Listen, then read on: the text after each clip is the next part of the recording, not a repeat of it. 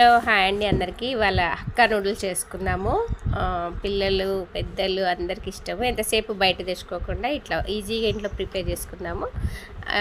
First noodles తీసుకొని water గిన్నెలో వేసుకొనేసి కొద్దిగా ఉప్పు నూనె వేసుకొని అయితే బాయిల్ చేసుకొని నూడిల్స్ అయితే ఉడికించుకొనేసి నేను చూపిస్తున్న వెజిటేబుల్స్ అన్నీ కట్ చేసుకొని స్టవ్ మీద కడాయి పెట్టేసుకొని ఒక 2 స్పూన్ల ఆయిల్ పోసుకొనేసి ఆనియన్స్ వేసి కొద్దిగా మగ్గిన తర్వాత మనం తీసుకున్న వెజిటేబుల్స్ అన్నీ పచ్చిమిరపకాయలు, carrot, beans, red capsicum, green capsicum, yellow capsicum మీ దగ్గర ఏ ఉంటే అవి వేసుకొనేసి కొద్దిసేపు మగ్గిన తర్వాత కొద్దిగా కొత్తిమీర వేసేసుకొనేసి నేను ఇందులో నూడిల్స్ మసాలా ఏమి వేయట్లేను, పెరి వేస్తున్నా. ఆ పౌడర్ తోటి కూడా చాలా టేస్టీగా ఉంటుంది. మీరు ఒకసారి ట్రై చేయండి.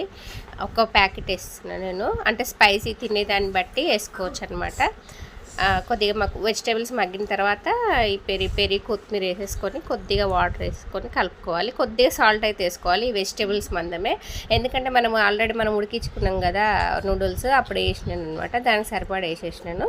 ఇట్లా ఉడికిన తర్వాత కొత్తిమీర వేసుకొనేసి కొంచెం వాటర్ వేసుకొని కొద్దిగా మగ్గిన తర్వాత నూడిల్స్ వేసుకొని మొత్తం మంచిగా కలిసేటట్టు కలుపుకోవాలి.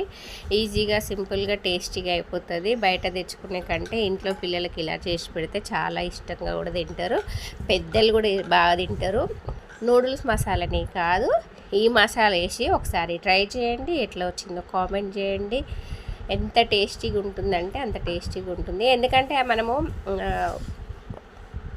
పొటాటో మీద వేసుకుంటాం కదా, ఫ్రైడ్ పొటాటోస్ మీద వేసుకుంటాం కదా పెరి, దాని టేస్ట్ దీని టేస్ట్ సేమ్ అట్లనే అనిపిస్తుంది. స్పైసీ లేకుండా ఒక 2 ప్యాకెట్లు అయితే వేసి ఇట్లా కలిపేసుకొనేసి మొత్తం వేడైన తర్వాత 2 నిమిషాలు ఉంచేసి బంద్ చేసుకుంటే సూపర్ టేస్టీగా ఉంటుంది. నచ్చితే లైక్ చేయండి, షేర్ చేయండి, సబ్స్క్రైబ్ చేయండి. Thank you for watching.